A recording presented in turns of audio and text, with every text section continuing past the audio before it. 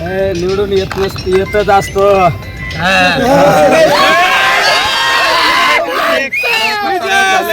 तुमच्या बद्दल अनेक गोष्टी बोलल्या गेल्या. आता आज काय वाटतं त्या अभी कुछ नहीं बोलने का किसी को. जो होगा वही अच्छा ही होगा. नाही ज्याने कुणी काय केलं त्यांना लक लाभ लाभू. आता मला जनतेने निवडून दिलं ना, आता कोणाबद्दल चुकीचं बोलायचं नाही. पण कुठेतरी जायंट किल्लर ठरले वाटतंय का? कुठेतरी अटीतटीची लढत मानली जात होती. बलाढ्य शक्ती समोर होती. गेल्या 2 महिन्यापासून संघर्ष चालू होता. कसं बघता याकडे, काय सांगाल या संदर्भात?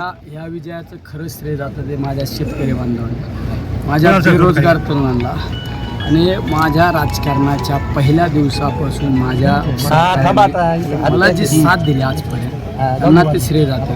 माझ्या महाविकास आघाडीतील राष्ट्रवादी काँग्रेस असू, शिवसेना असू, तुमचं कम्युनिस्ट असू, आम आदमी पार्टी असू, आमचे सगळे लोक इतके पळाले बिचारे. आज त्यांच्यामुळं हा विजय झाला. तर निलेश लंके शून्य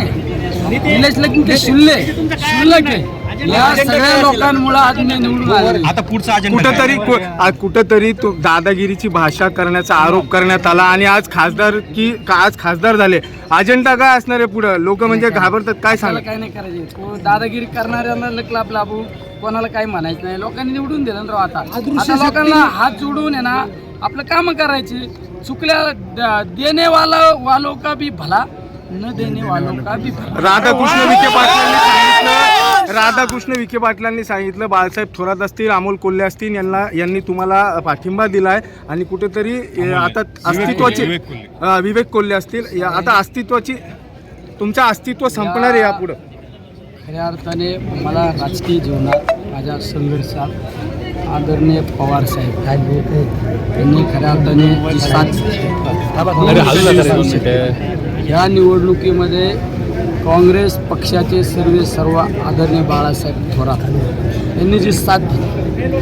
राष्ट्रवादी काँग्रेस पक्षाचे जिल्हाध्यक्ष जे नेहमी मला माझ्या विधानसभेपासून मला खऱ्या अर्थाने वडिलकीचा आधार देण्याचं काम केलं ते आमचे फाळके.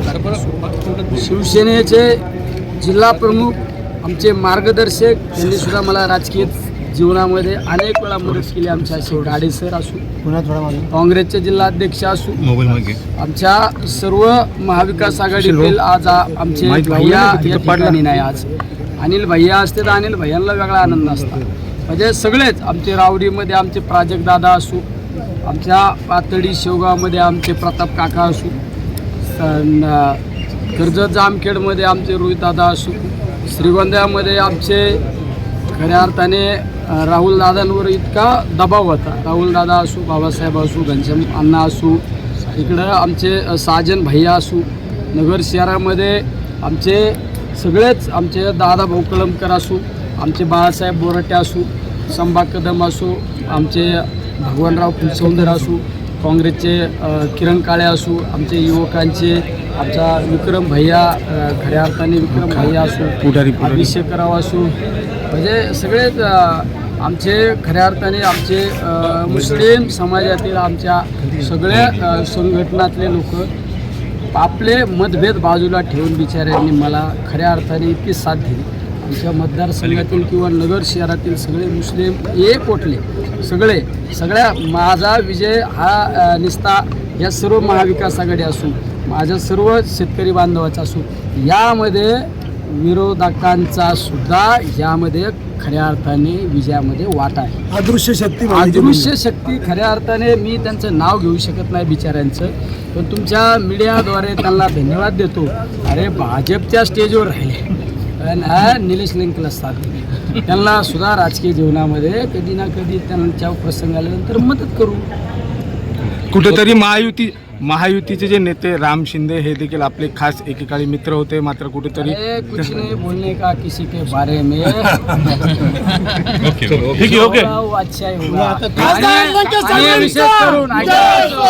विशेष करून हे समोर बसलेले आहेत ना, हे मीडियावाले, कॅमेरावाले, कागदावाले, श्रीपटर जे ओके यांचा पण सिंहाचा वाटा आहे हे हमारे घर के लोग है सब पवार साहेबांना कधी भेटणार पवार साहेबांना अरे पवार साहब तो हमारी जान है कधी भेटणार आज ही जाने वाले हैं हम